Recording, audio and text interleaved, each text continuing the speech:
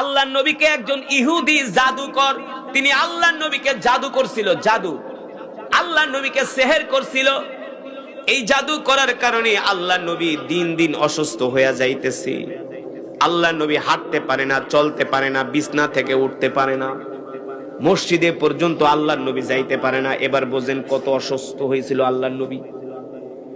কোন চিকিৎসায় আল্লাহর নবী সুস্থ হয় না। এই অবস্থায় আল্লাহ রাব্বুল আলামিন জিবরাইলকে পাঠাইলেন, ও জিবরাইল যাও যাও, আমার হাবিব তো আর জানে না আমার হাবিবের কি হয়েছে।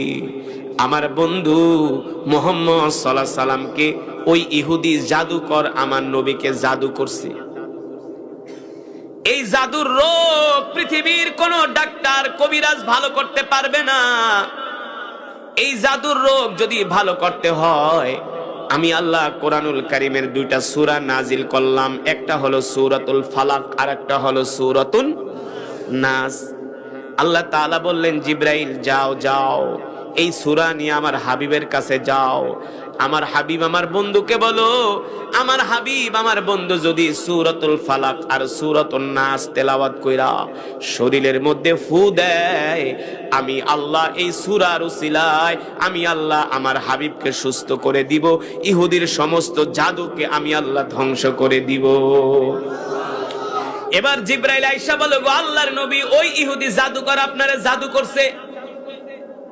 আপনার উপরে যেই দুইটা সূরা নাজিল হয়েছে, সূরাতুল ফালাক, সূরাতুন নাস, এই দুইটা সূরা পড়ে আপনি ফু দেন আপনার শরীরের মধ্যে, দেখবেন সাথে সাথে আপনি সুস্থ হয়ে যাবেন।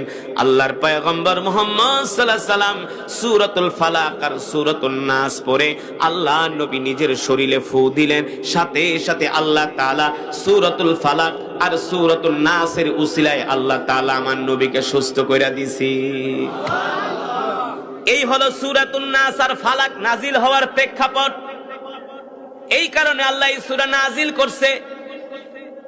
কিয়ামত পর্যন্ত যদি আল্লাহর নবী বলছে, কেউ যদি সূরাতুল ফালাক আর সূরাতুন নাস ফজরের পরে আর যদি মাগরিবের পরে প্রতি 5 ওয়াক্ত নামাজের পরে যদি এই সূরার আমল করে, পৃথিবীর কোনো মানুষ, কোনো জিন তাকে কোনো জাদু টোনা কইরা তার কোনো ক্ষতি করতে পারবে না। আপনারা ওই সূরা পাঠ করবেন ফজরের পরে 3 বার, সূরাতুল ইখলাস, সূরাতুল ফালাক, সূরাতুন নাস 3 বার ফজরের পরে, যোহরের পরে একবার, আসরের পরে একবার, মাগরিবের পরে আবার 3 বার, ইশারের পরে আবার একবার। আল্লাহর নবী বলে, কেউ যদি সূরাতুল ফালাক আর সূরাতুন নাস যদি নিয়মিত এই আমল করে, পৃথিবীর কোনো জাদু